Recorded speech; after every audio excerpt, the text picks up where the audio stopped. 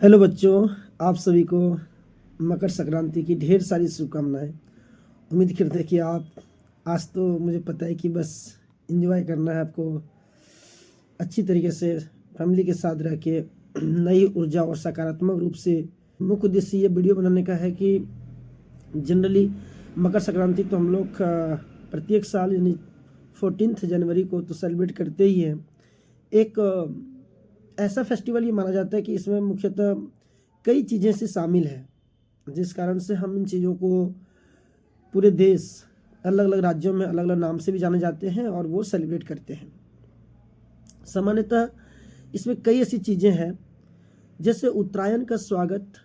कुछ चीज़ें क्या होती हैं कि सूर्य देवता उत्तर की दिशा से दक्षिणावर्त में प्रवेश करने के बाद नई ऊर्जा और सकारात्मक रूप से चीज़ें आगे बढ़ती है, आगे शुरुआत करती है। यहाँ तक कि मानी जाती है कि जैसे कि ये फल महोत्सव या उत्सव बोल सकते हैं आप। इसमें जब नई फसलें हो जाती है तो लोग उनको यानी कि एक सूर्य देवता को धन्यवाद कहने के लिए बोल सकते हैं कि उनके स्वागत के लिए, उनको थैंक्स कहने के लिए आज हम लोग उन चीज़ों को याद करते हुए चीज़ों को, नई फसल को खाते हैं। अलग अलग तरीके से आप देखते होंगे कि नई चूड़ा होती है, अलग अलग चीज़ें, नई तिलकुट वगैरह होते हैं, तो ये सब सारी चीज़ें होती है। कुछ जैसे कि तिल गुड़ का क्या कॉम्बिनेशन होते हैं। बेसिकली ये माना जाता है कि 14 जनवरी को सूर्य जो होते हैं सूर्य जो है एक उसकी डायरेक्शन बदल जाती है, जिसमें कि थोड़ा सा गर्माहट यानी गर्मी वाला चीज़ें धीरे धीरे मौसम बदलने लगती है। वहाँ से क्या होता है कि आज धीरे धीरे अब हम लोग कि गुड़ और ये तिलकुट वगैरह इनकी कॉम्बिनेशन को जब हम लोग एक साथ मिला के खाते हैं तो हमारे शरीर में ज़्यादा यानी एक सकारात्मक एनर्जी के साथ साथ ऊर्जा और कहीं ना कहीं हम बोल सकते हैं कि गर्मी वाला यानी कि वो चीज़ें वेव्स आती है कि ताकि हम लोग धीरे धीरे अब इस तरह से आगे बढ़ें।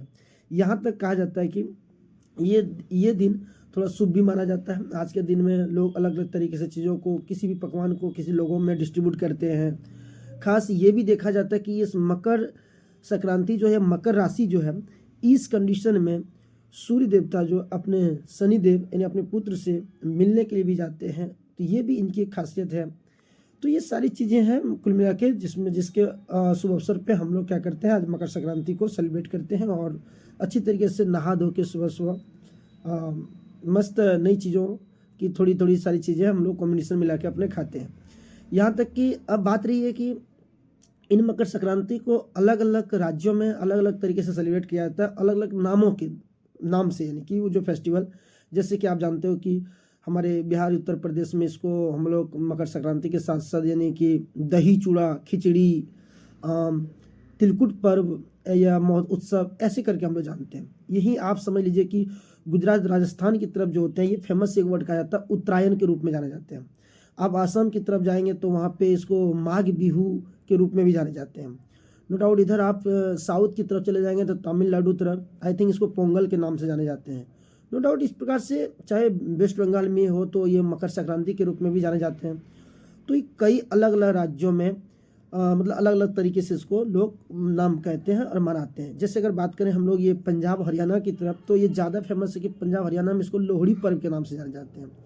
तो उम्मीद करते हैं कि इन वीडियो से आपको थोड़ी बहुत जानकारी होगी। तो मुख्य रूप से ये सारी चीज़ें इसका प्रमुख उद्देश्य है, जिस कारण से हम लोग आज 14 जनवरी को यानी कि मकर संक्रांति के रूप में थोड़ी बहुत सेलिब्रेट करते हैं। यानी कुछ कहीं ना कहीं आज के एक नया सकारात्मक माघ जो मंथ होते हैं, ये धीरे धीरे चीज़ें लास्ट में ख़त्म होने लगती है और कहीं ना कहीं हम बोल सकते हैं कि अब आगे हम लोग यानी कि एक ठंडी से गर्मी की ओर प्रवेश करते हैं और नई सकारात्मक ऊर्जा के साथ हम लोग आगे प्रवेश करते हैं। तो और इस वजह से कि हम लोग इनको सेलिब्रेट करते हैं। उम्मीद करते हैं कि आपको ये वीडियो अच्छा लगा होगा और कुछ आपको जानकारी हासिल हुई होगी। धन्यवाद।